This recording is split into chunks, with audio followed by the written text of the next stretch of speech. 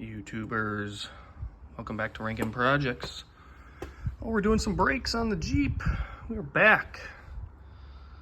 Jeep work again.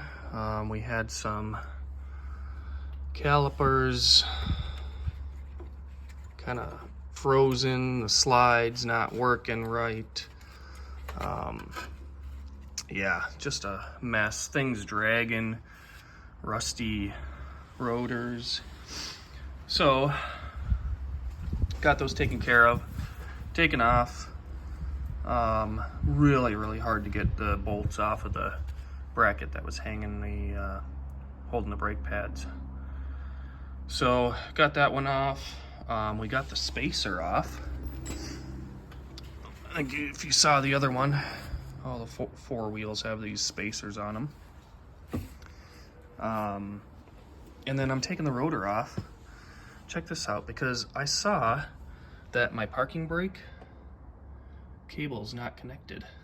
So I thought that was odd, but I figured I'll just reconnect that. You know what, maybe I'll buy some new pads.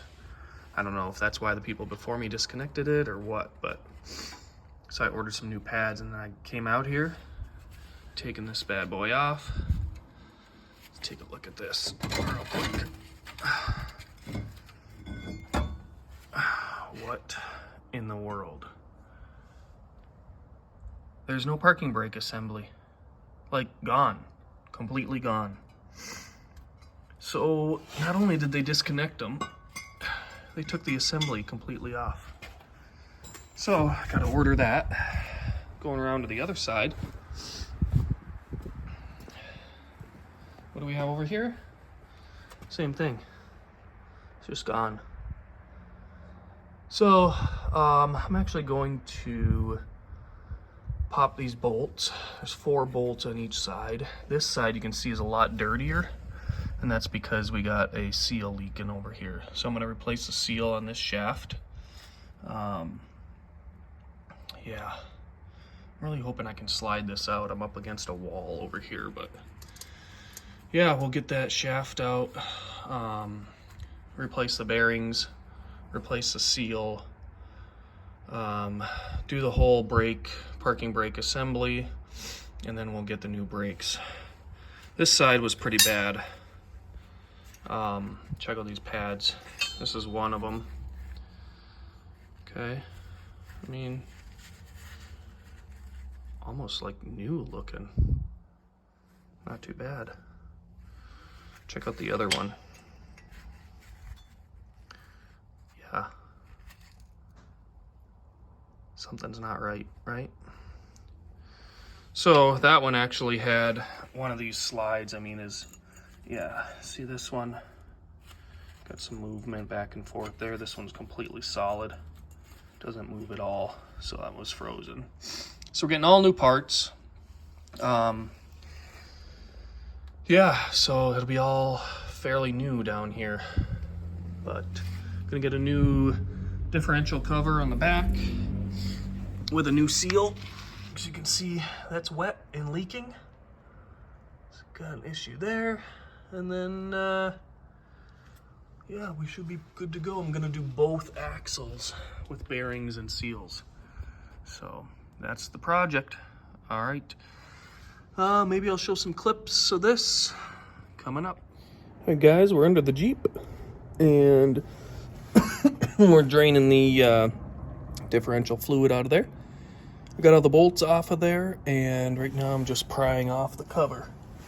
So you can see that's about ready to come off. So we'll get that off of there, and then gonna be ready to take that axle out of the side. I got the 4 bolts out from back behind there. I still got to do the 4 bolts over there. But yeah, we're getting it done. All right, guys, we're back. One of the sides here. Oh, we did get the axle out of there. As you can see, I had it drain in there overnight. Just drain off all that stuff. But yeah, it came out okay. That one was a little bit difficult, but I actually had to, when you remove these, you got to go in under here and get all up into the differential here. And then what I did is I actually, I don't know if I have it around here or not, but took a screwdriver and placed it right up in here and then pushed on there. I don't know if you can see the other side, you can see the end of the axle. It's right there. You can see it just sticking out a little bit. So what I'll do is once I get these bolts out on the other side, I'll pop that out.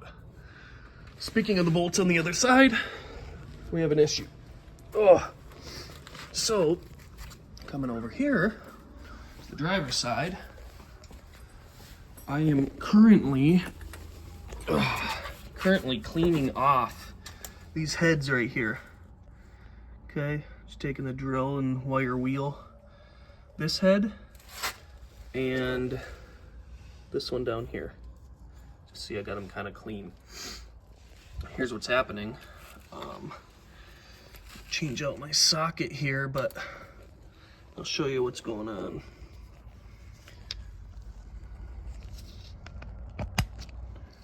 So come up behind here, let's watch this. Trying to get this nut off. Yeah, spinning with it. So what I'm gonna do, take my little welder. That's why I'm cleaning those off, because I'm gonna weld a bead right on the top up here. Just across there so that doesn't spin. That, or I also saw where people will do the old cutoff wheel to the end of the bolt, put a slice down in the middle there, and then use a screwdriver. But I'm gonna try the welding technique first, see if that works, and then we'll go from there. This other one's a little bit harder to get to down there, but I think this part will work. So once we get that one out, slide this axle shaft out. This one leaks for sure.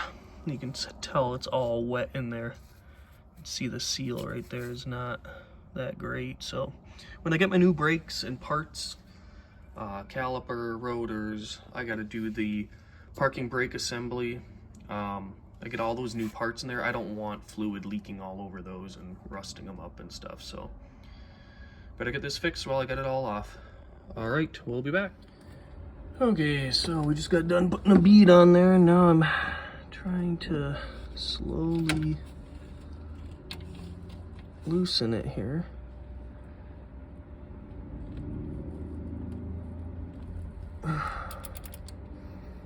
And it looks like it's working. Yeah. Sweet. Okay, so we'll get that one off, and then we'll weld the next one down under here. Right there. So, all right, I think this approach worked. Okay guys, time to press my new seal and bearing on.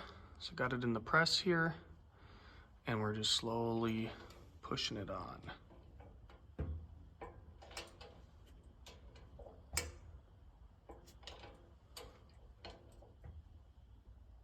Seems to be going pretty smooth.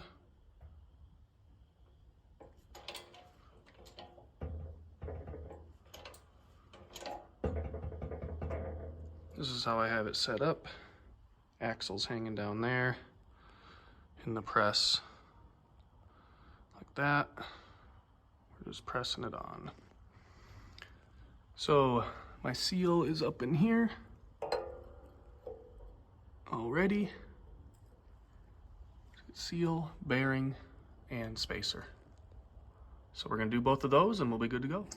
Alrighty, well, now we're just getting the axles back in. I got the other side mounted in. So once we get these in, then we can start with the brakes. Get the rotors on, do the brake lines, unhook those from the calipers, new brake pads, all that good stuff. So the other thing I wanted to point out is don't forget about your sensor. That has to come through the side there. So I do have to put that on the other side, but alrighty, well, we'll be back once we get this finished, and let's get some rotors on here. So now I got the